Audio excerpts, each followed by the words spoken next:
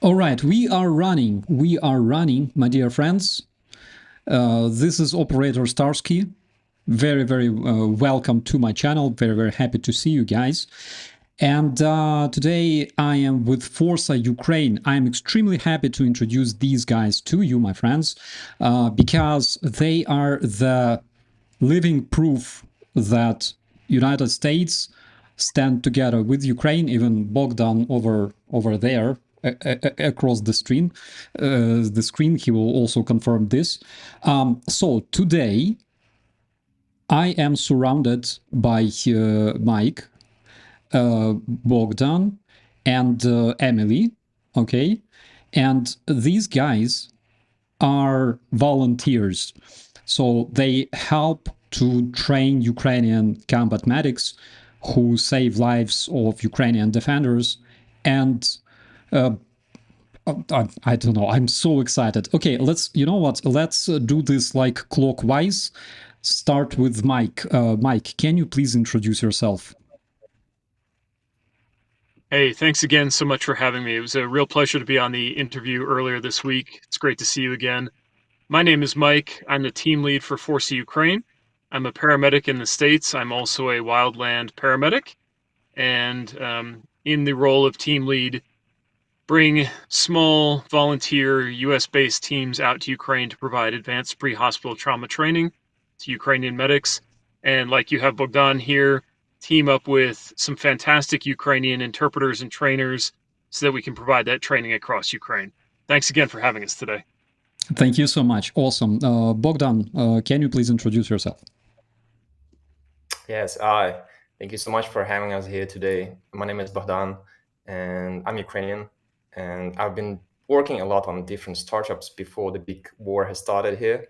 But since the enemy has come to our land, I switched a little bit. I wanted to be more engaged and directly be involved in what's happening and support the efforts of the armed forces of Ukraine. And I found some great people that were doing great work here. So mainly I help to organize, to connect, and translate the training that is happening, delivered by primarily Força Ukraine, but also some other medics and some other organizations that are coming to Ukraine to actually to be a part of this and to support Ukraine.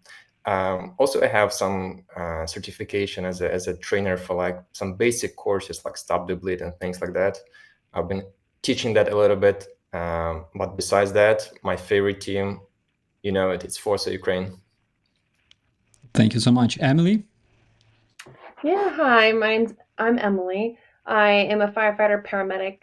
I've been a paramedic for about 7 years.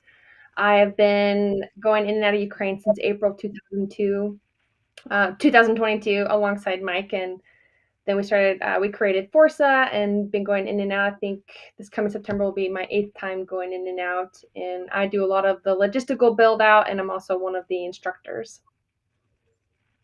Thank you so much. We already have a commentary from Reno Slim there in the chat. He says, well, the vast majority of Americans support Ukraine, and I completely agree with that statement. The reason why I underscore that United States stand with Ukraine is because, you know, we were just speaking about this before the stream started, like, can I insult Trump on the stream? Because prior to 2025, like, the main narrative was that United States stand with Ukraine no matter what. After the beginning of 2025, the main narrative is like, well, we don't care much. We don't care much about Ukraine, but we are going to stop this war in 24 hours, you know, but because so many people are dying, it's like, but it's not our war, but we will stop it anyways, but we don't care much, you know. F this shit, okay? Nothing changed, and American people still stand with Ukraine. I know, because I see the polls, and the polls still confirm that majority Americans stand with Ukraine. Majority Americans consider that helping Ukraine win is priority. And also, majority Americans still despise and hate internationally wanted war criminal Putin, otherwise known around the world as Huilo, which I think is like a completely proper thing. Mike, what made you personally decide to come help Ukraine during the war? The reason I'm asking this is because you come from a country that is located like on the other side of the globe, which is very far. And what was your motivation?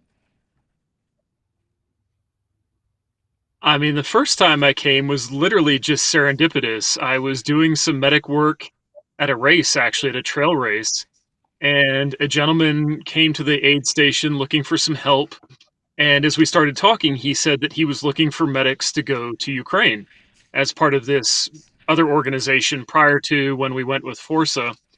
And it literally was just a kind of serendipitous event where I went out as a medic. And as we discussed in the interview, our primary mission for that trip was to provide initial assessment and care for the internally displaced population, the people who'd primarily fled the east. But then during that relatively short time, we were in country about 3 weeks, April of 2022. During that relatively short time, absolutely fell in love with the country. You know, had the opportunity to work with Emily, met Bogdan for the first time. You know, started really what became the building blocks of what would become Forsa about a year later. But that first trip was just serendipitous. But I saw so many things in Ukraine that resonated with me, things that I cared about, you know, became just very interested in the fight and in the people there, and just was very, very moved by how deeply the Ukrainian people believed in what they were fighting for and for their freedom and for their independence and this sense of national unity that came with it.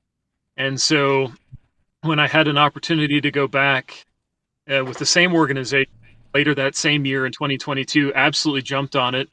And then when that organization chose to not return to Ukraine, you know, we decided to continue to go back and formed Forsa at that time. Thank you so much. Emily, what was your motivation? Because again, you're also American who lives like far away, further than any possible country of Europe. What was your motivation to come to Ukraine and help train Ukrainian combat medics?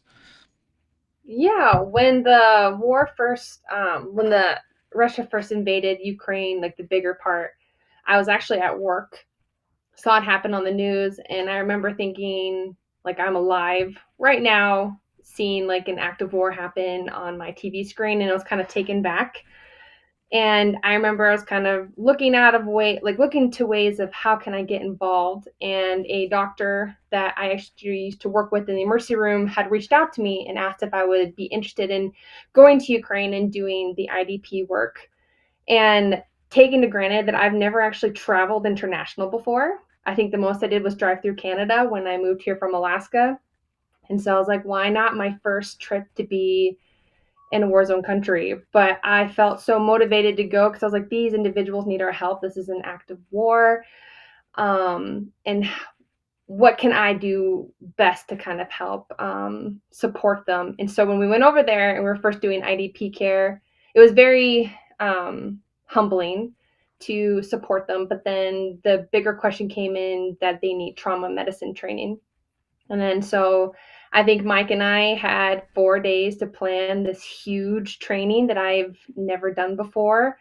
And when it was successful and we saw how much everybody appreciated it, and I got to see people get more confident, it just sparked this intense passion I had to come and help Ukrainian medics. And I haven't stopped. I've actually quit my career job to be able to go over into Ukraine, and I've never looked back since. It's so crazy, positively crazy. I mean, I quit my job to go to army, like late 2014. I quit my job to go to army to become a volunteer in the army, and I don't want to brag about it, but I think I'm like the longest serving Ukrainian volunteer in the army, because I spent 10 years being a volunteer, literally. But your first travel ever was to a freaking war zone, and you quit your job literally because you felt like you have to do this, and you have my total respect, seriously. I rarely meet people like you. Bogdan, again, I'm so happy that I have you guys here today on my stream, because I feel so excited, and I feel that I will have good time today with my friends, even though I only saw Mike once. But you told me that you are an interpreter in the team. You also help train the guys, right? And you also have a certificate for like basic medical courses, which means that you volunteered to go and train yourself because you thought that it's important. And also you had like internship in, can I talk about it? Sure, of course. Yeah, internship in the police, in the cyber police, which means again that you are a person who cares. You are someone who does care about what's going on around him in his country. Why does it matter? Like, why are you not like majority of people around the world? What, why are you different? Why it's important to care about such things? That's a very deep question, I would say. Yeah. So first thing that comes to my mind is basically what I think about people around the world, right? And it's great when you can care about yourself, but it's so much bigger privilege if you can support someone around, especially the ones that need that support and need that care. And this is my country. I mean, it's hard for me to imagine that I would be a citizen who would be like, my country was invaded, and government is going to take care of that, or I don't know, armed forces of Ukraine are going to take care of that. We all are adults, right? And we make decisions based on what we want, what we believe in. And if people like Emily and Mike are coming here from, as you mentioned, so far away to do something, right? To train, to save lives, to inspire people to continue the fight. Like, how can I allow myself to be a person being just here so close and do nothing? So it's very organic thinking for me. Like, hey, I'm here. I'm the closest. I need to do something, and I need to be a part of this bigger thing that is happening, because the history is happening, and either you become a part of it, or history is going to lead your life as it wants. As simple as that. Absolutely, guys. You have my complete respect. Seriously, I don't speak such words often, but I'm just touched. Bogdan, as Ukrainian to Ukrainian, what surprises you most in people like Mike and Emily, people coming abroad from abroad to Ukraine from distant lands to help Ukrainians? Surprises, huh? I can say what surprised me, if this is a proper way to answer your question. When I meet people like Emily and Mike, it's not so often that I meet people that are coming here so passionate about teaching, helping, and supporting. And I work with many organizations. Like, many organizations are coming here from Europe, many from US, and everyone has their own way of thinking how they're gonna support the mission, how they're gonna contribute to the people that need help. And people like Emily, Mike, they're here not for, point in their CV. They're not here to tell their friends, hey, I've been to Ukraine. They're here because they deeply care. And every time we teach something, they remind me. They remind me, hey, we are here because we decided to be here. This is our decision. And we want to be a part of this connection. And this is how actually Força turned into more like not just a group that I work with, but rather a family for me. Like I rarely see around people that would be so deeply connected to me, and that they would contribute a lot to save other lives. And I think this is the best way to describe why people are coming here that actually mean to provide change. Yeah, it's a feeling when you find your community, that you understand that those guys are your guys. Mike, how did your family and friends react when you told them that you were going to Ukraine? I'm very fortunate in that my father worked for the US government when I was growing up for USAID. So I ended up growing up overseas, very much the antithesis of Emily's experience. I traveled extensively. I had been deployed through my old job to Iraq, Afghanistan, and a couple of other places. And so I think my parents uh, saw this as an inevitability, that there was something in the world that needed some attention, and I was probably going to end up there. They've been incredibly supportive. They are one of our biggest supporters to Forsa. This is their way to continue to contribute to the global community, which they believe in strongly. And, I think what's been interesting with my friend group is that this has really given us an opportunity to continue, as we were talking about in the interview we did last week. It's really given an opportunity to continue the conversation about Ukraine. My friends are either fully supportive and then likely on the Force Ukraine team, like Bogdan said. It's become our family, and we talk a lot. But to my friends back in the States, one of the really beneficial things that our continued involvement in Ukraine has done is allowed us to keep that conversation going. One of the things I've found very interesting is, regardless of where my friends fall on the political spectrum, and I do try and maintain a wide friend group that way, one of the things that I appreciate is if they don't necessarily understand the Ukraine problem set, if they maybe fall on the side of the political spectrum that has traditionally not been as supportive of Ukraine, they are still interested in our personal experiences there. And it allows us to carry on that conversation, which is so incredibly important. Absolutely. And of course, you also, as a carrier of a message about Ukraine, you also change minds, which is extremely important. I noticed, guys, I noticed one thing. So people who come to Ukraine, usually they change their mind big time. There was Mark Burns, I think, Trump's closest. I promise it's not a political stream today, right? But just several experiences. Mark Burns, one of the closest friends and spiritual mentors of Donald Trump, he's a pastor from the United States. He was a big oppositionist, and how to say it? He was against the military support for Ukraine.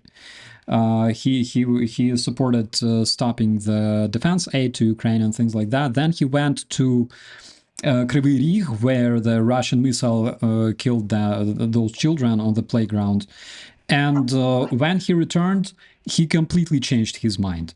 He said that America first is to support Ukraine, actually. And to those who watch us today, sort of wisdom, hello in the chat, to those who watch us today, listen to what those people say, okay? Like Pastor Burns. I completely respect Pastor Burns. Emily, by the way, a question for you. How did your family react to your decision to go to Ukraine? It was kind of funny. My sisters, first off, said, of course. Like, when I told them that I was going over, they wouldn't expect anything less from me. They were very nervous, but super supportive. My parents, though, my dad, my biggest supporter. He is so proud of the work that we do, and he encourages me every step of the way. They're nervous. I do my best to inform them as much as I can, and when we're over there, they watch what we do, and I keep them updated from when I can where we're at.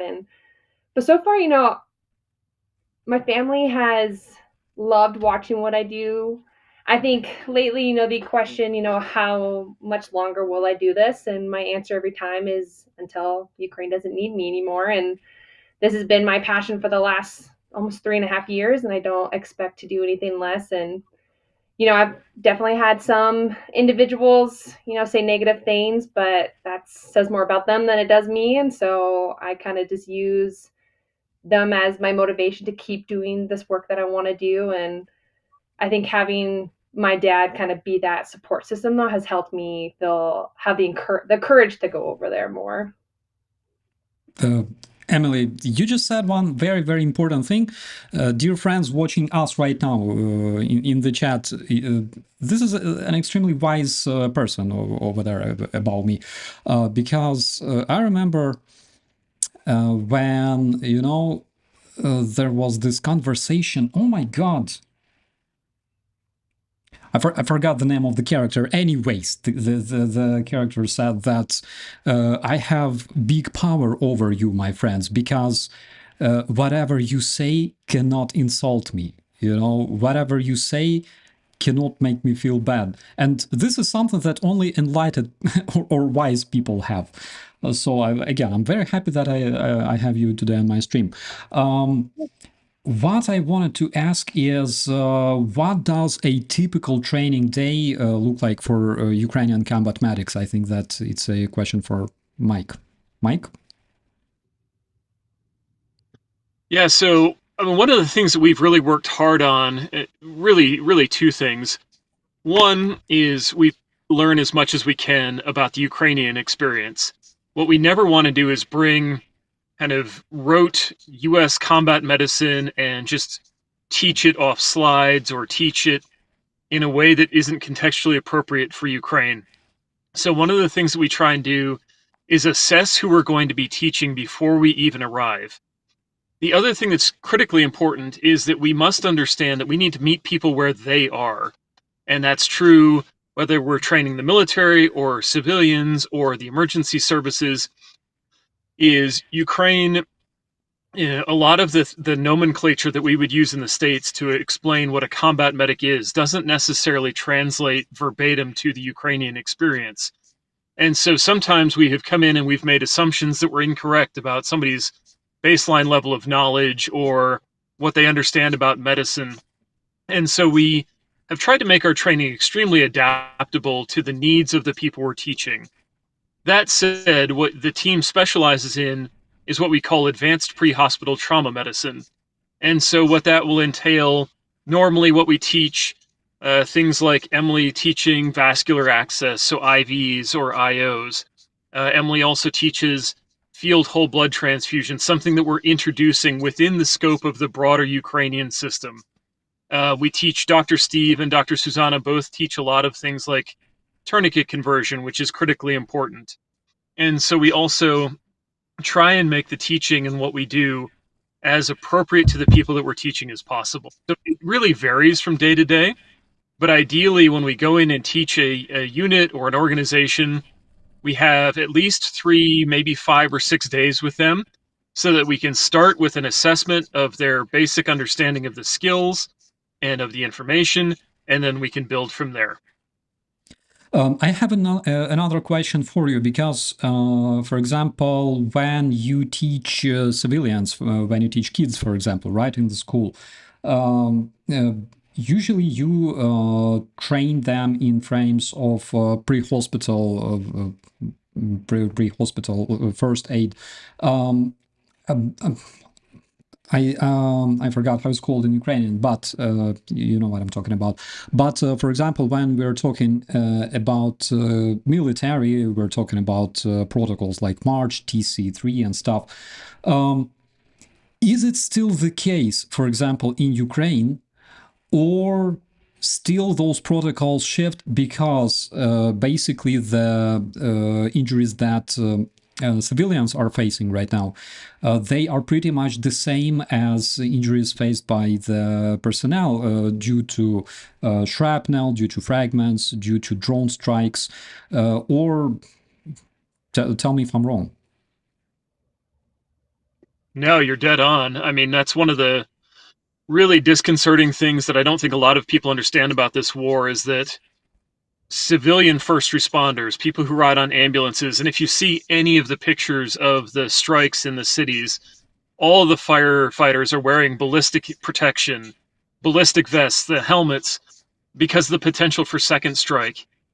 So we're seeing a lot of combat analogous injuries in the civilian population. So as you say, we have worked with the DSNS in Dnipro, for example, because the DSNS, by and large, is not trained on how to triage and treat for a missile strike. That's just not something in America. We don't train for that either. And as you say, we've been teaching, we had a grant to teach 1,500 Ukrainian school children how to do basic hemorrhage control, so stop the bleed, which is basically applications of tourniquets, direct pressure, wound packing, because of those very complex blast pattern injuries. But to your question about whether March and T-Tri-C hold true, I think what we have found is that we need to extrapolate best practice medicine. There's very good medicine in T-Tri-C, and the March algorithm does make a lot of sense. But how do we make that contextually appropriate to the Ukrainian fight? Understanding that T-Tri-C was largely built and developed in the American combat theater, where we had things like air support. We had the golden hour, where you had helicopter evacuation to a roll 2 or a roll 3 or a surgical team. Toward the end of the global war on terror, we had surgical resuscitation teams that could fly out to targets for wounded people and actually do surgery, within a kilometer of the objective.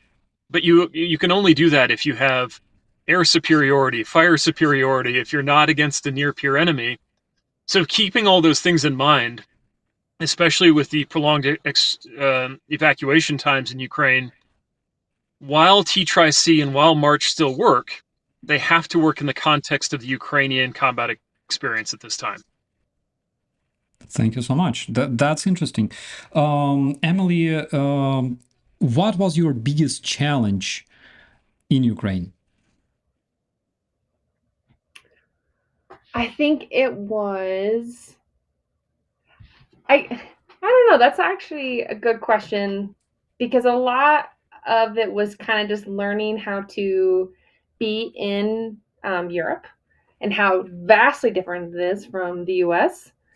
But I feel like I got very comfortable with that pretty quickly, kind of just learning the ways of things. I definitely thank my Ukrainian friends for kind of teaching me the ropes and making me more comfortable in their environment. I think when it comes to training, probably working with an interpreter, because I have ADD, right? And so my brain can just get so full. And when I'm super passionate about something, I just want to like spit up all these things. And I want to give a shout out to my dear friend Yulia, because she is my primary interpreter there. This girl knows what's in my head before I do. She knows what I'm going to say before I do. She can gather my thoughts together, and she's really good about like slowing me down and say, I'm good at what I do, but I can only speak so fast. And she's really helped me kind of hone in how to say sentences shorter and make things more easily understandable, because of the context between English and Ukrainian can be definitely different.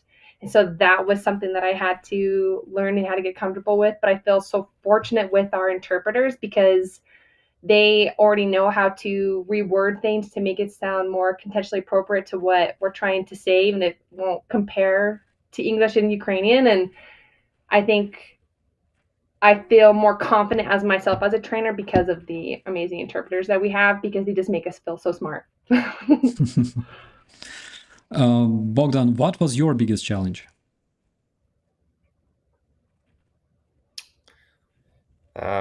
Interesting. What was challenging actually during the last mission is one of the trips we had at one of the military facilities. We were training quite a few interesting people with experience, but also a lot of people that had no good training in medicine before. And we woke up during the night and we felt that something is off, and we looked around and it's like it was snowing in April, and things like that just caught us in a tent. And I loved how my group actually was cool about it. one thing you should know about people that are part of Forsa, you would rarely hear a lot of them complaining about the conditions and things like that. And I'm always inspired when people would mention, hey, can you imagine for us it's just like few weeks, but for people with training it's like for months and years for some of them in trenches. And moments like that just gives everyone some power to move on and just continue no matter what. Because for us, again, we're gonna move to another group. Maybe there will be different conditions. Often people try to support us. They understand that a lot of us are coming not from the military background, and simple things, hot tea, hugs, work the best. Absolutely. Mike, I think that you have something to say too. Yeah, I appreciate the chance to answer this question because, I think when we talk about interpreters, we tend to think about them in the language capacity. And in reality, especially when you're entering a new culture, understanding all those other nuances that go past the language, but the actual cultural context is something I'm so grateful that we have our teammates for. Bogdan and Victoria and Yulia, really from the beginning, have helped us understand not just the language barrier and navigate that. But I mean, one of the things that you and I talked about it last time, Ukraine has been free from Russia since the fall of the Soviet Union, a little over 30 years. If you look at the average age of the Ukrainian conscript soldier, now in the mid 40s, 42, 43 years old, that means that for a period of time, 10 years, maybe longer, they lived under a Russian system and had a Russian educational background. And so understanding those things, like when you talk about autonomy and freedom of thought and things that you really need medics to understand and be able to execute when they're doing these very hard things, is something that's very foreign to people. But having our Ukrainian teammates, they're more than just teammates. They're more than just interpreters. Like, they are the only way that we can get anything done. I mean, obviously the language is a massive, massive hurdle for us. My Ukrainian is pizdzits terrible. But there's so many other cultural things that without them we would be dead in the water. So I just want to really highlight that, yes, Force is technically an American organization. It's based out of the States, but it is American Ukrainian in every sense of the word. And without our Ukrainian teammates, we would have absolutely nothing. So I'm very grateful to them for what they do for us. My God, I had a thought, but when I heard your perfect Ukrainian, by the way, I just lost it. I can tell you a lot about Soviet Union because I lived there myself. I was born in 1985. Actually, I'm gonna have birthday in like 11 days. My God, something like that. Anyways, and it sucked. I tell you that. Bogdan, do you remember Soviet Union, or you were born later? I was born a little bit after that, yeah. You're so lucky, because one of the examples that I'm telling to our viewers all the time, by the way, because I love it so much, Soviet Union was feared so much by everyone. It was like the cosmic, my God, they conquered outer space. They sent a person there. They like had that craziest army and stuff. So Yuri Gagarin went to space, right? For the first time in history.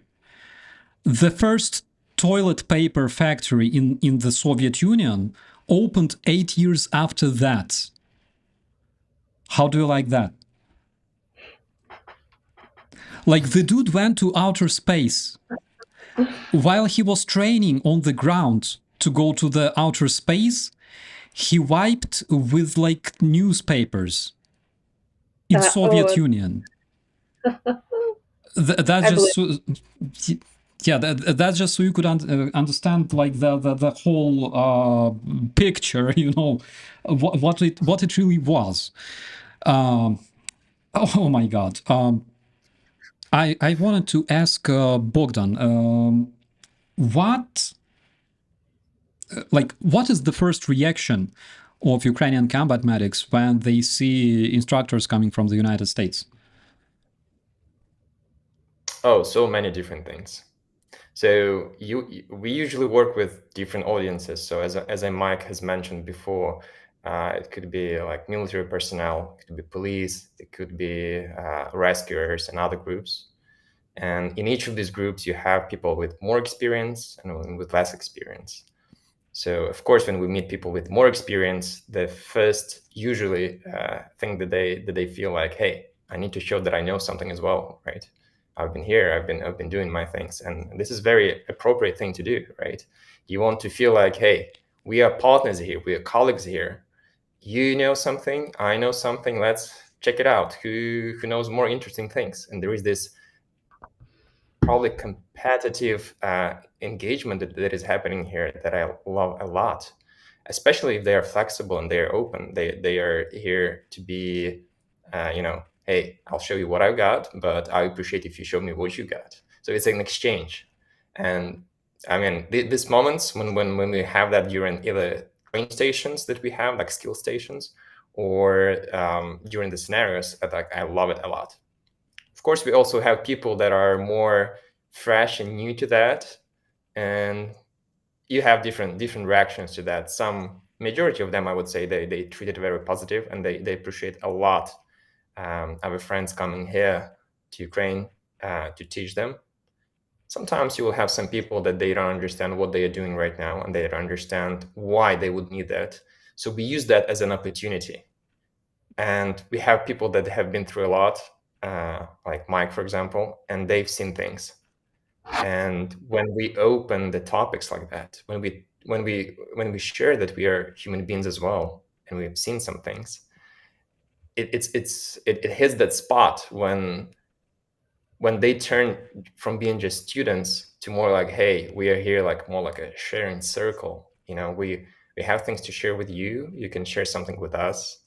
And with that moment, we kind of slowly but surely win that trust and build it more into the training that actually benefits them much more when they understand us. Emily, what's your thought?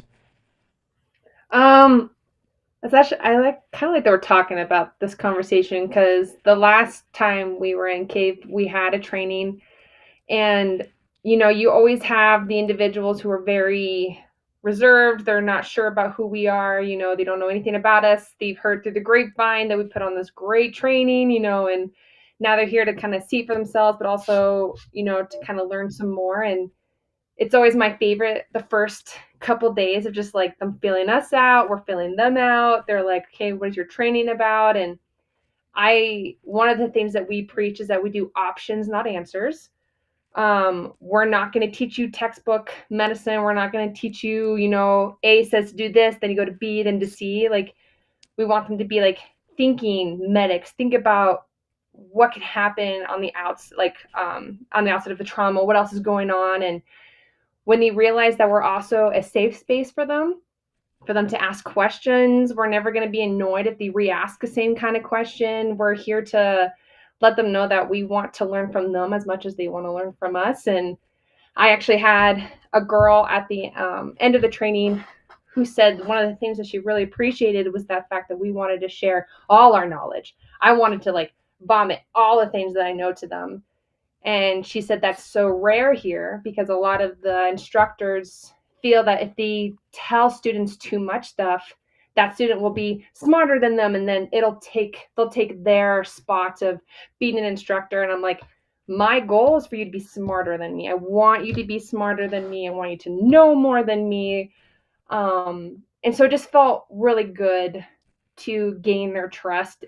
And when you gain the trust of that one student who's very wary of you, and they're like, I don't want to say arguing with what we do, but they just question our methods or like our thought process. And then they finally come around and are like, oh my God, this makes sense. You're like, yes. Like, I am so happy that I have your trust, because the whole point of this is for me to give you more information and more life-saving skills so that you can go and train people, and those people and you will save lives. Yeah, one thing that our viewers. I'm not sure, guys, if you already know about this or not. I'm talking to our dear friends in the chat. But Ukrainians, even though we are not as grumpy as other Slavs, mostly, but at the same time, we don't trust much. You know, like when you see somebody for the first time, like Ukrainians, we look like suspiciously at the person. We don't open instantly, you know. Like Americans, I don't know, you meet a person, like, and after 5 seconds you go together to a pub and like have a cold one. Ukrainians are kind of different. Like we don't trust. Maybe it's because like we have some kind of psychological trauma, Budapest memorandum, for example, or I don't know, like protective mechanism. But we need time. We need time to make sure that this person is okay, because Bogdan, I explained this phenomenon of Ukrainian culture called zrada to our viewers. Yeah, you know what I'm talking about. And it's like about all Ukrainians. Generally, we either like don't trust much and like we need time, or we already think that they don't know anything. Like everything is zrada, you know, betrayal. The hell with that. Like I will just lie down and die, you know. But tell me if I'm wrong. Yeah, but after a while, if you win the authority, right, those guys will be yours forever. Emily, because Ukraine was the very first country you have traveled to, the very first foreign country. What was your biggest impression about Ukraine when you just arrived? Oh, I'd like think about that. This is gonna sound so weird, but my thing was having to pay to use a bathroom. I thought that was the most weirdest thing. And then I've never, so like I grew up in dry cabins, meaning like I didn't have any water, and so I had to use outhouses, you know. And I've never seen like a squatty type of toilet. Like I know that sounds like so weird, but I was like, this is a different way of living, but I like it and I understand it. And so like my first impression was more so of like how different Europe and like Ukraine is from the US, and but just how quickly I felt comfortable there and how quickly I was able to kind of not fit in but just feel like at ease. I think that again, correct me if I'm wrong, but I think the squatty is popular in Asian countries like Japan, for example. Mike is laughing there, but Mike, don't laugh, because again, stolen toilets is our Ukrainian trauma now. Like psychologically, everybody will agree with us. There's Brandon Mitchell, by the way, in the chat. Brandon, due to this honorable man, whose message you can see right now on the screen, I met these beautiful people. So Brandon, hello. Hi, Brandon.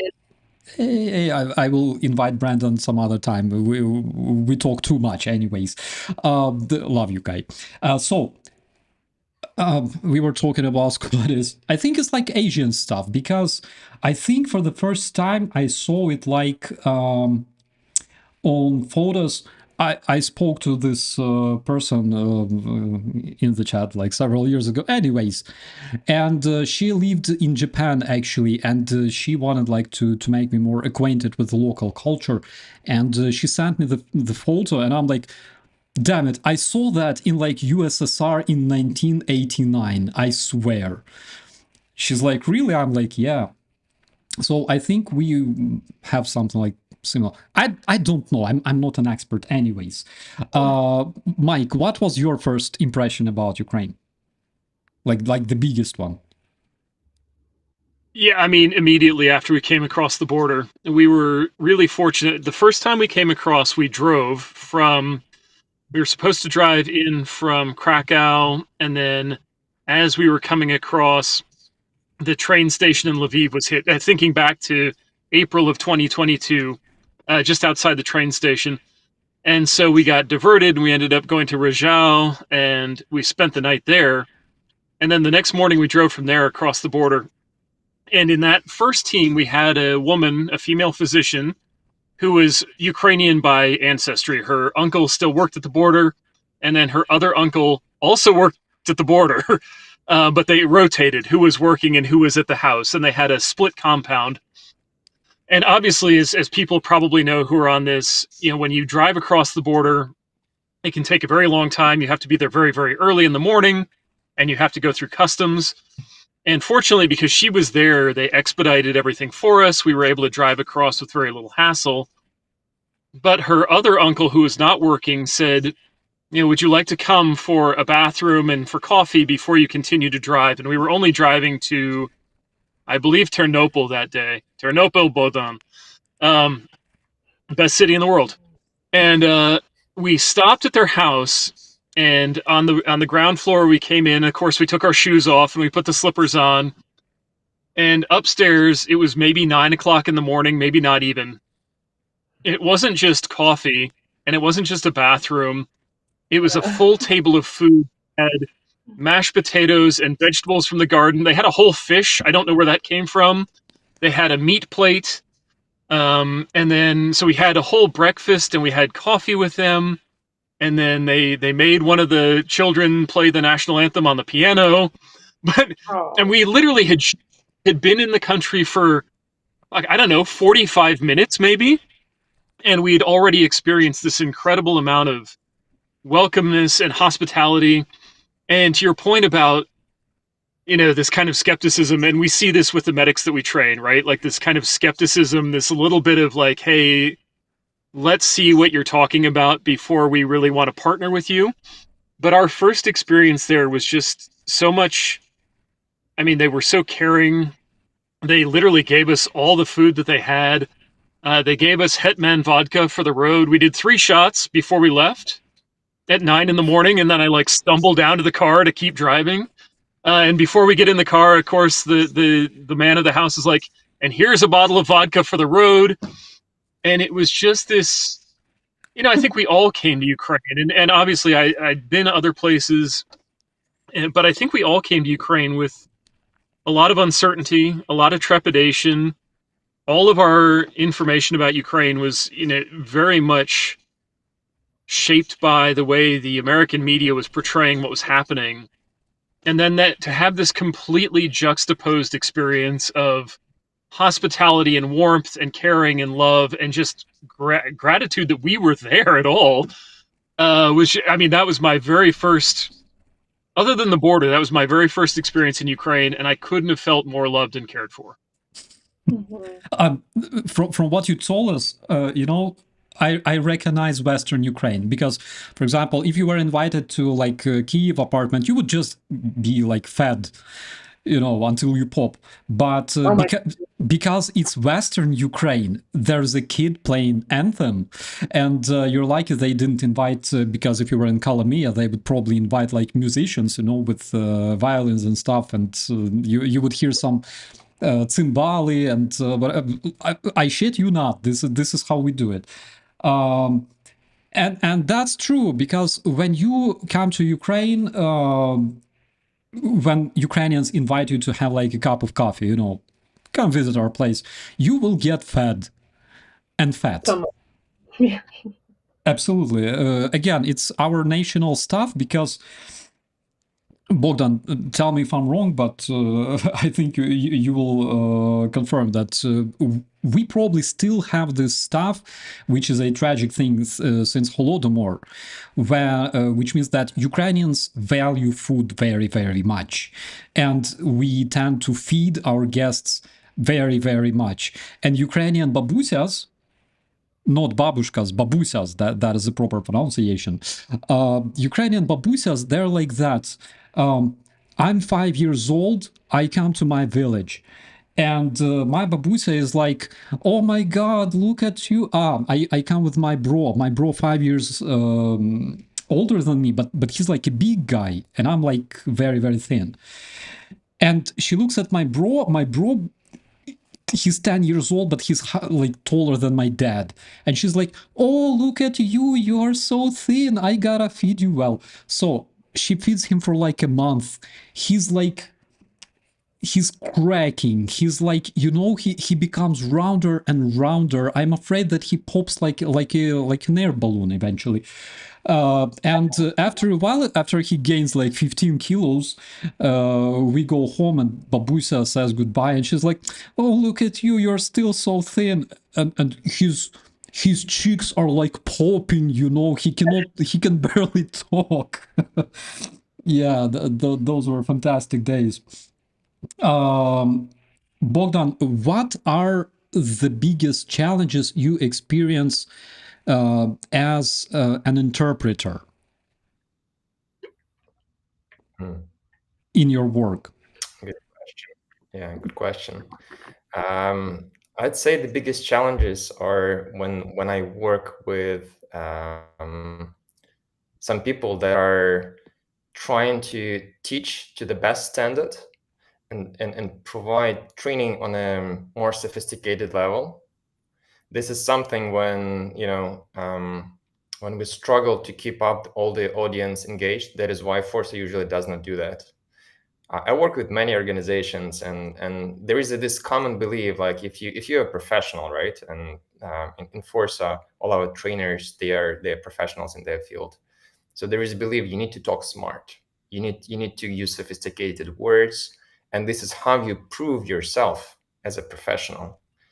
And when I work with trainers like that, it's not only about for the interpreter to understand all the complexity of the physiology and all the things that they are teaching, but it's also about the audience to be able to comprehend that and link that with their experiences and maybe build something up with that and ask some proper questions.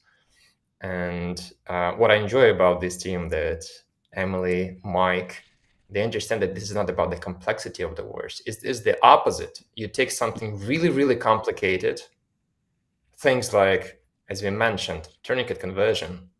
There are many things that are happening to the body when you're bleeding out massively. And things to consider when the next evac is coming. Is it coming at all? How long are you need to be sitting with your patient? What do you need to do for the patient to save their life? And now a question like, can you save their limb? So what I enjoy a lot when people like our trainers are teaching, they are taking something really, really complicated and trying to teach it to the very best simple way so anyone can understand that. Because usually majority of the soldiers, they don't have medical background, none of them. So, and we have a very limited time with them. So we need to move in a kind of fast way with interventions that will decide whether the patient is going to live or going to die. So for me, it's a lot about how the training is built and what is there. Are you trying to make life simpler in this way to connect with your audience and teach them something? Or are you trying to be, just trying to teach to the best standard that you think is supposed to be done, and it's not necessarily the only way. That's interesting. By the way, Brandon there in the chat, he told me in the interview, guys, by the way, did I send you the link to the interview, Mike? Oh, yes. Yeah. So, Yeah, yes. On the Brave Hearts. Mm-hmm. Yes. Yeah, do that. Thank you. Yeah, great, because I could forget. Guys, there were questions in the chat. Where can they see the interview with Mike? It's UATV, Brave Hearts, the latest episode. Please check it out. One thing that Brandon told me is that when you, like, wherever you go, when you meet people somehow related to medicine, combat medicine, rescuers, whatever, policemen, not policemen, of course, but generally people that are nurses, that are doctors, you already feel this kind of solidarity, because again, I'm comparing to the guys that we met, for example, during the mutual military exercise in Yavoriv, like since 2016. When we were meeting guys from Canada, from United States, for example, from the United Kingdom. And at first, of course, we didn't feel like this, like military brotherhood and stuff. Then eventually, yeah, of course, we see that the guys are like us, and especially Canadians for some reason. I don't know, probably because like all the Canadians that we met in Yavoriv during those exercises, they had like Ukrainian last names, like 20% of Canada eats garlic and pampushkas. So probably because of that, but we didn't really feel that we felt that we're like buddies, but we didn't feel very much that we're like colleagues. And for example, I remember our recon guys, because they're generally smarter than us, than infantry, they of course would speak to the American or Canadian recon guys, and they would find different topics. They're blue bloods, okay? They're not our guys. Like F you, but. When you meet somebody whose work is related to literally saving lives, stopping blood, reanimating people, or literally just caring after people, then you feel this kind of solidarity, as if like you're not just buddies, but you are like colleagues. Am I right? Emily, what do you think? No, I would say I think that actually might be the better question for Mike to answer. Mike, okay. Yeah. I mean, I think generally speaking, we just have such an incredible amount of respect for the Ukrainian combat medics at this time. I mean, Bogdan is absolutely right. We're talking about people who, generally speaking, don't have a lot of medical experience prior to the war, may not have kind of the things that we would take in class, coming through a normal U.S. high school, an anatomy course or a general biology course. Many of them don't even have that level of baseline training, and yet now they're doing what arguably is one of the most complex and challenging jobs in the world, which is saving people's lives under incredibly challenging circumstances. And so while what they lack in formalized education, they make up for many times over in their actual experience. And so we just have this incredible amount of respect. So anytime, especially when we meet Ukrainian medics who are really in this fight, who are doing the things to save lives and who are doing it under such incredibly challenging circumstance, there's this outsized respect for, yes, maybe we have a lot of expertise, maybe we have a lot of credentials, maybe we have a lot of experience in a very different environment, but these men and women are doing things that we can't even imagine. And they're doing it day after day, and they're then sharing those lessons with us and telling us about those experiences such that we can then help other people by making that training more contextual. So while you're absolutely right, I think there is a brother and a sisterhood of people who do this. I often consider pre-hospital pre-hospital medicine is really truly, it's a vocation. It's not a career, it's not a job. You do it because you love it. You do it because you care about people.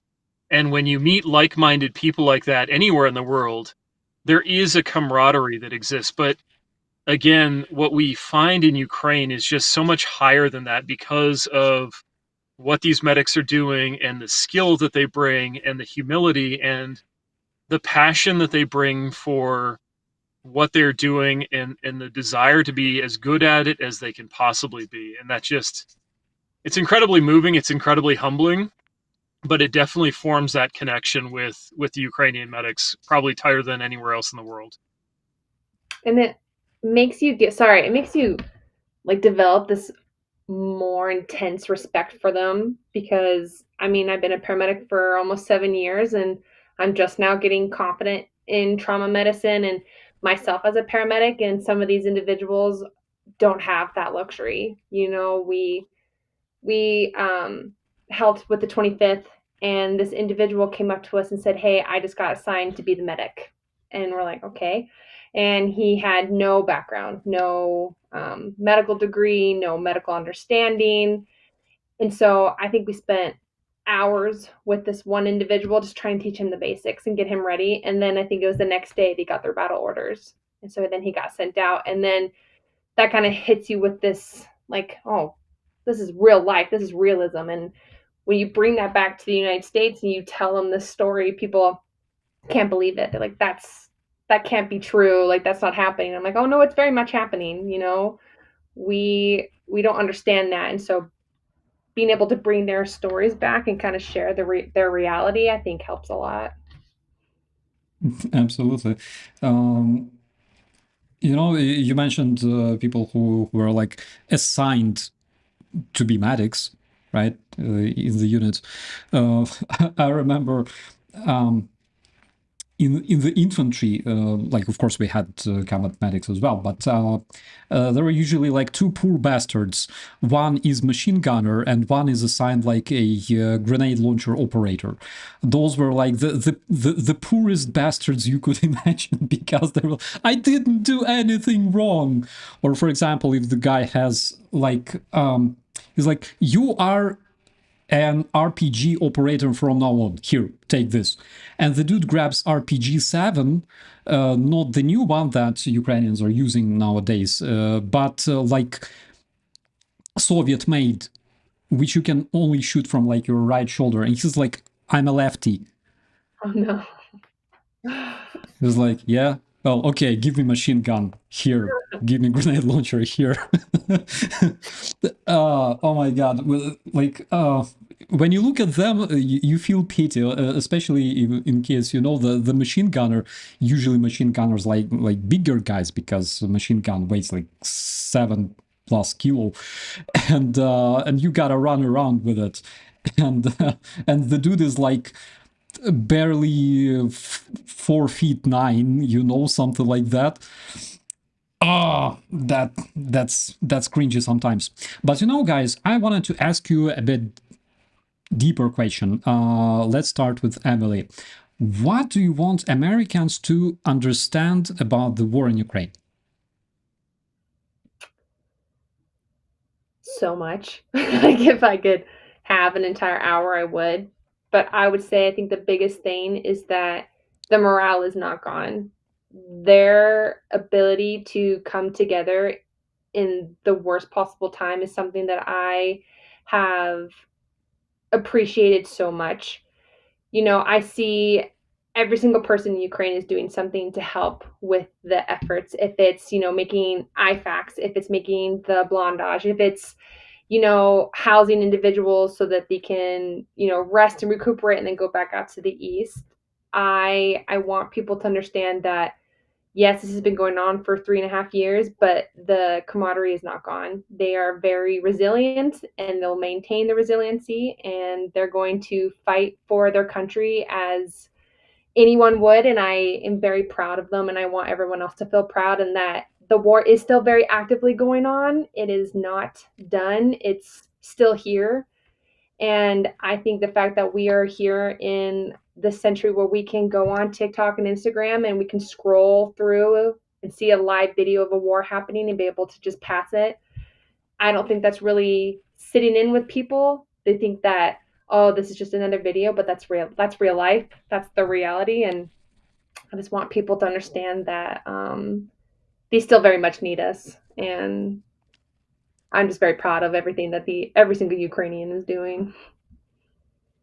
Thank you so much. Bogdan, what's your thought? What would you like Americans to understand about this war? I probably would like to use this opportunity, first of all, to thank the Americans, because there is a lot of support coming from US. Nowadays, it's shorter than it was before, but it's still coming. And that the war would have been on a very different scale and like a different situation we would have on the ground if we would have not received the help from the US. That is why I'm really grateful.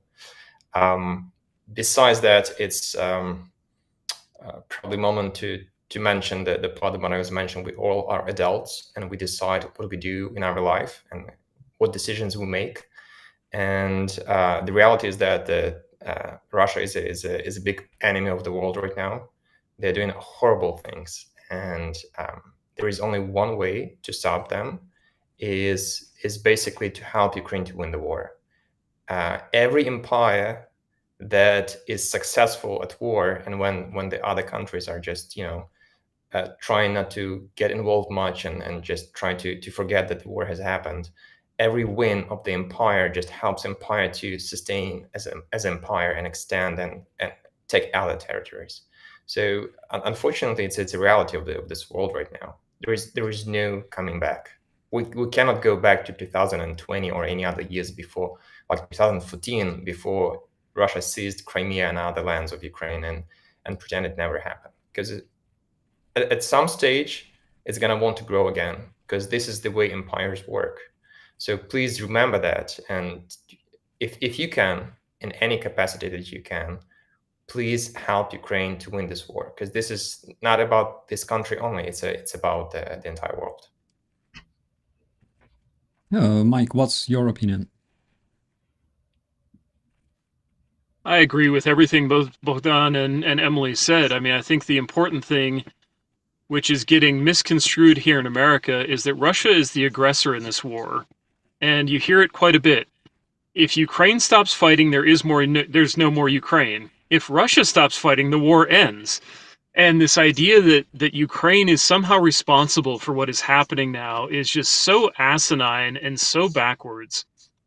And I think, to Bogdan's point, because Russia is the aggressor, it must be stopped. Ukraine must have the capability to defend itself, to defend its civilian populations. My God, we saw it happen again last night in Kiev. But the fact that the fighting is not just on the front lines, but is impacting every civilian area, every family goes to sleep at night wondering if they're going to have to shelter, or if the ballistic missiles will come, or if the drones will come. And while the war is going on, it's not just going on. Russia's becoming increasingly aggressive. They're using weak foreign policy on the part of the U.S. They're actively watching what the U.S. is not only allowing Israel to do, but also participating in now actively. And they will use that as justification for their own war of choice and their own illegal war, to say, well, the U.S. does this, the Israelis do it, and we saw it in the statement that the Russians put out the other day. Right? And in condemning the strikes that the Americans did in Iran, the double standard of, launching missiles into a autonomous country is illegal and should never happen. Russia fucking does it every goddamn day. And so this idea that Ukraine is somehow the aggressor or the problem here, I wish Americans would. The Russian propaganda that we see and the bot farms that we see farming out poor information has really taken hold here. And if there was just any way to stop the disinformation campaign, the active propagation of bad news, bad information, to support what Russia is doing, I mean, I think that's where we really need to take a step back and vet what our information sources are, who we choose to believe on this, and look at the real facts. I mean, Russia is the aggressor in this. They continue to get worse and they continue to be emboldened. And until and unless Ukraine wins and the West steps up to help, they will continue to be a malign actor in the region. Yeah, and there we have even a comment in the chat that even heard this at the NATO press conference earlier. What about Iran/US? Absolutely. And guys, to those watching us, none of us on this screen that you're looking at, none of us supports Khamenei, okay? None of us supports terrorist regime ruling Iran, but we also don't support illegal invasions, because we know what it means to see a country that is illegally invaded. The other day I was thinking about it, and I completely realize the difference between, for example, Putin, who says like, you like bad Americans attacking Iran, and other people who don't want to see people in Iran dying, even though, again, Ukrainians have total right to be mad at Iranians for what they did to us. But at the same time, I think, if Khamenei is captured and tried in The Hague, for example, he can tell a lot of things about Putin. He can tell a lot of, interesting data. For example, the military technologies that were exchanged and everything else. I believe that Putin would prefer Khamenei dead. And yesterday we talked about the very, was it the day before yesterday? The very strikes on Iran that Putin actually thinks that it's beneficial if Iran is hit by, if Iran's oil refineries are hit, because if Iran stops supplying rest of the world with oil through Turkey, for example, the prices will grow. The prices for the Russian oil will also grow, and we can already see it happening. And basically, Putin wins.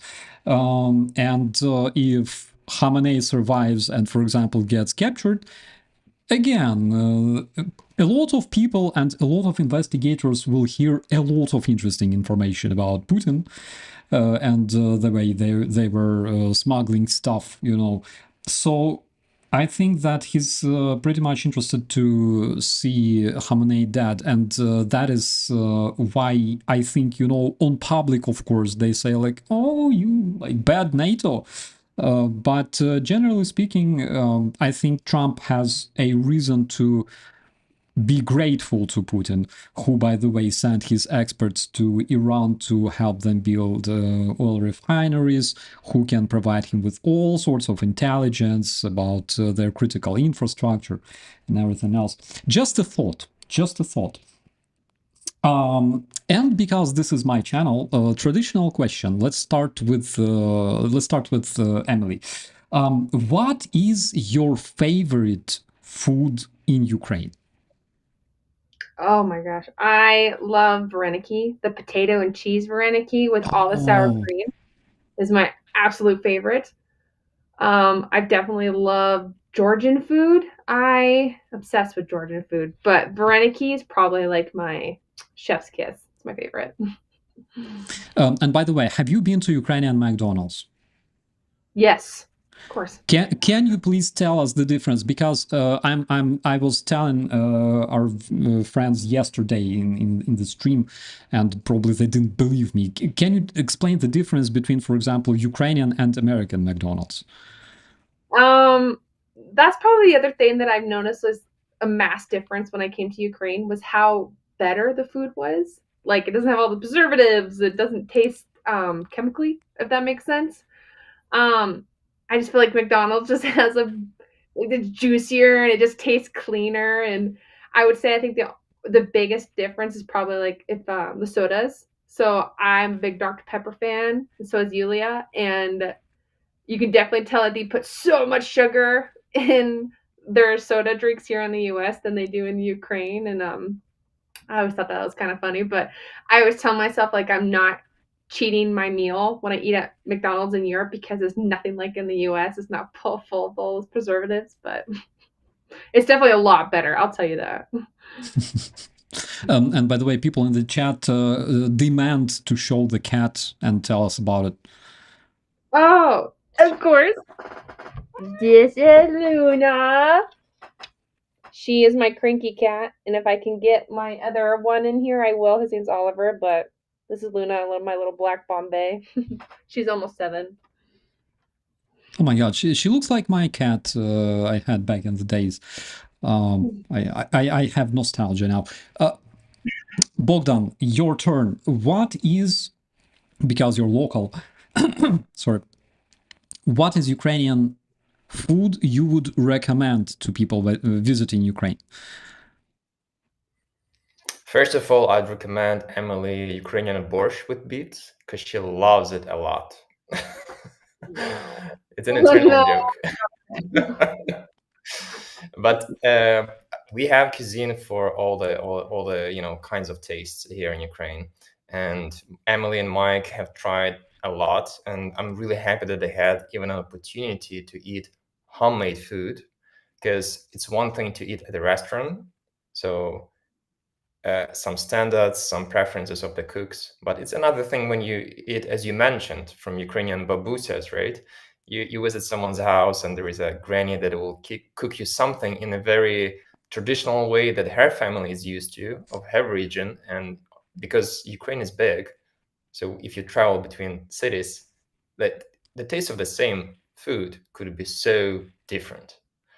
And definitely I recommend what Emily has mentioned. Vareniki is one of my personal favorites as well. Whatever you like. You like potatoes? Good choice. Potatoes and mushrooms? Perfect. If you like cabbage, we have it. You like more sweet dessert kind, like tart cherry or something like that, or strawberries? There you go. We have it. Besides that, borscht, of course. I love it with ribs and really good, like freshly baked bread covered with garlic and onions, maybe. Such a lovely dish. I Oh my God. highly recommend. And there are quite a few places where we go together as a team where we would eat, especially where we train more in the eastern part of Ukraine, but also even in the western part of Ukraine when our friends are going back to the United States. There's one traditional place where we'll go and eat borscht and varenik, just so you know. And you're really welcome to join us. Bogdan, we already have a question in the chat from John who says, what is the potato pancake called? Can you please, because your English is much better than mine, can you please tell us a couple words about deruni and what it is? Yeah, it's, I believe they call it hash browns in English. I know that in US, many people eat it as well in some states. The regions are coming, I believe, from Germany, because like Ukraine has a really wide history, like with all the neighbors, because you understand many years ago, we were having so many enemies. Everyone's trying to get the land and, and to push their traditions and history. So hash browns are probably what is asked right now. They are like pancakes with potato, but you can eat them plain. It could be served with sour cream. It can have some meat inside, ground meat usually. It has some leafy greeny stuff like green onions and all the varieties. Eggs, they put eggs sometimes inside. So the beauty of Ukraine is like you can have the same dish all around Ukraine and you will feel like, hey, it's something new, because every region have their own way how they will cook it. And I definitely recommend it when you come to Ukraine. Have it with beer is the best thing you can have. Absolutely. When the value of McDonald's is generally, of course, except Ukraine. Generally, when you go to McDonald's in Germany, in France, in the United States, in Canada, they're all the same. And this is the beauty of McDonald's, because if you like hamburgers, you will have the same hamburgers in France, in Canada, and yada yada. In Ukraine, you will also have the same hamburgers, only with like a bit of Ukrainian magic that makes them much better. But the beauty of Ukrainian cuisine, like you can eat the same dish every single day if you travel, and it will be different all the time, because we have 100 recipes of borscht. We have all sorts of vareniki with like different, fillings and stuff. Mike, what can you tell us? What is your favorite dish? What is your favorite food in Ukraine? What makes you happy? Bogdan makes such an excellent point. I mean, one of the things that we're really fortunate with is that we don't just have a team, we have a family, and we have been invited into people's homes for the local recipe, and that's been a very special part. But there are two particular times that really stand out. And one is, I mean, and this kind of dates how far the war is and where we are in it. But in July of 2023, we were basing out of Pokrovsk and then going east from there. So we were just across the highway from New York as it was under fire, about 5 kilometers from the front. And the head of the unit, as we're training, we're doing, I think Emily's doing a field whole blood transfusion, demonstrating how to do that. Meanwhile, the head of the unit is over in the corner, like cooking borscht in a giant pot for all of us to have, like family style. And that stands out. And then on this last trip, again, we were in the Donbass, north of places you can't go anymore, even now. I mean, we were there in April, and now with the saturation of the drones, you can't get there. and it was very small. We were there with a few medics, and they had a very small little hamlet of houses. But the cook there had been a professional chef before he became a cook for the army. And so he just took such great pride in feeding us the best version of army buckwheat you could possibly have. And like the team, I think sometimes I'm a little too rough with what I'm accept with like what I'm okay with the team. Like I don't mind sleeping in the tents and I don't mind eating the buckwheat. And I think eventually the team's like, hey, could we go to like have a real meal at some point? But the number of times we've eaten buckwheat with military bases is kind of a hallmark of this trip. But this cook, he only had his two front teeth. He had no other teeth, but he would just have this. You would tell him how good the food was, and he'd give you this huge two-tooth smile, and he would just be so appreciative. And just like those experiences are truly kind of what makes this team really like that very organic experience within Ukraine. It's not just restaurants, it's not going out to eat, it's not doing Glovo all the time. It's having these truly organic experiences with the people we're there to train and the people we care about. And also shashlik's awesome. Oh yeah, oh yeah. I don't know. Georgian food and Georgian cuisine in general in Ukraine is just so popular and so good. Like shashlik is not naturally natively Ukrainian stuff. It's Georgian stuff, it's Caucasian stuff, but Ukrainians just love it so much, and we have so many Georgians and people from Caucasus that basically it's like it already turned into like our mutual stuff that we all share and appreciate. One thing, by the way, what we have is Puzata Hata in Ukraine. It's like a network. It's like a franchise. It's basically like McDonald's, only in Ukraine, called Puzata Hata. And what we offer there is basically homemade food. But in Ukraine, homemade food is considered like basically like fast food. Like nothing special about it. It's like it's home food. You know, it's not restaurant stuff. It's like homemade. But when you go there to Puzata Hata and you get yourself like homemade potato with like greenery, you know, and put some pickles on top and stuff. Oh my god, it tastes so much better, but at the same time, it's just so cheap because, again, because it's considered like meh, like homemade stuff, you know, like you eat that home every day. So usually Ukrainian students and people who like don't have a lot of income right now, or they don't have much time right now, but they just want to eat, they go there and taste it. But I was bringing all of my friends from abroad to Puzata Hata, and they were like, Jesus, it tastes so good, you know? So they were impressed. I was like, why, what's so special about it?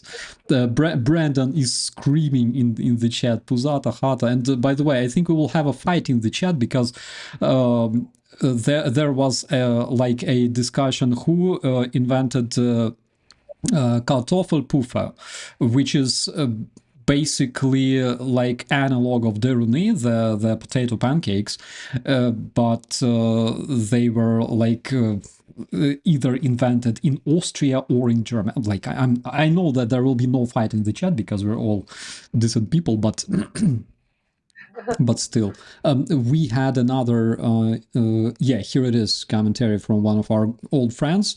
I believe I would actually lose weight if I ate Ukrainian food because the food is much healthier. Yeah. Bogdan, what would you say? Is it healthier or is it filling? It is healthier. The problem is that you're not gonna leave before your belly is really round if someone invited you over. So I'm doubtful you're gonna lose weight, especially if it's like if a family invited you. Maybe if your pal told you, hey, come over, and if he's not a big into cuisine, he'll treat you with something maybe more simple and some beer or wine. What would you like to have? But if it's like family, they will have a proper table with quite a few dishes usually. So yeah, I doubt you're gonna lose weight here in Ukraine, but I promise it's gonna be really delicious way to gain some pounds. Yeah, you can literally overeat and die easily. I know cases, but it's like the best death you can think about. Okay, my dear friends, we will be calling this a day. And before we finish, I would like to ask you, do you have anything to tell to our dear viewers? Let's start with Emily. No, just thank you so much, Starsky, for letting us come onto your stream. This is actually the first time I've gotten to do a stream, so I was a little nervous, but you made this very comfortable, and it's been fun watching people in the chat. And thank you guys for supporting us. I saw that our Instagram and our website was posted in there, so please check out our page. You can see all the work that we're doing. We're actually preparing for our upcoming mission here in September, and so you can stay tuned and kind of see all our updates. And if you have any questions, I control all the I do all the social media, and so if you guys DM Força Ukraine, if you have any questions, it'll be me who you speak to. So again, thank you so much. I really appreciated being able to share my story and kind of the work that we do, and this has been fun. And thank you for loving my cat. We love animals here. Thank you so much, Emily. Thank you for your wisdom. And Bogdan, would you like to say something to our dear viewers? Yeah, again, I'd like to thank you for the opportunity to be here and talk to your audience and to meet you here during this call. And if you would like to learn a bit more what food Forsa team eats and to understand a little bit more of Ukrainian cuisine, you're welcome, really welcome to follow our Instagram, because our amazing trainers, they have time not only to train people, but also to share all the army food, all the interesting and sometimes unexpected things that we eat. And that is something that, makes connections with people. So I hope to see you there soon.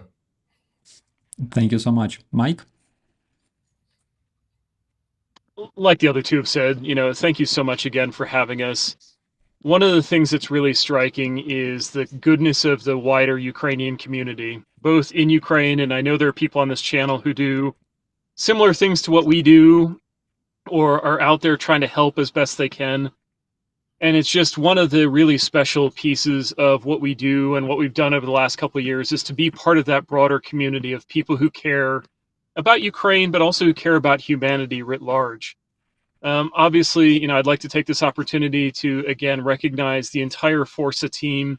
They do a lot of really incredible work. They do things that most people would choose not to do, and they do it because we love each other and we love Ukraine and we love the mission.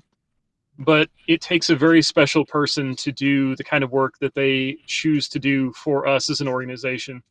And I really appreciate the chance to talk about that a little bit more, but also the work that everyone is doing here. Everyone in this community, I'm sure everyone who subscribes to your channel has the best interests of Ukraine in mind. And collectively, as we've seen, and I'm a big fan, some of you probably know the name of Stan McChrystal and the work that he did at Joint Special Operations Command. But this idea of it takes a network of people doing maybe not the exact same thing, but pointed in a similar direction to really change the trajectory of the fight that we're in right now. And I think collectively, with your channel, pushing out good information, talking to interesting people, the other people in this community, the people who are dedicated to Ukraine, this is what we need right now. This is what we all need to make the world a better place. Thank you so much for having us. Thank you so much, dear friends. It's a big privilege to have you on my channel, honestly, and I would also like to thank you big time as a former Ukrainian military for what you're doing. Ukrainian military love medics with all our hearts. You know it yourself, because you save us all the time and you teach our medics how to save us properly. So thank you so much for what you're doing. Your mission in Ukraine is extremely important, and of course the very fact that Emily, that Mike, that other members of your team come from like another galaxy, literally, for Ukrainians, United States, like, you know, across the pond and further. This very fact is so much motivational for us, for Ukrainians. We will never forget your support, and I would like to say big thanks on behalf of all Ukrainians and Ukrainian military. Thank you so much, my dear friends. Forza Ukraine, please don't run away after the stream. I would like to say big thanks to all of our dear friends and family in the chat. Big thanks to all the moderators, all the people supporting this channel, all the people who will subscribe to Forza Ukraine on Instagram, of course, and also big thanks to all the members and everybody who supports Ukraine, because you are doing a proper thing. Thank you so much, and as always, be safe. Bye-bye.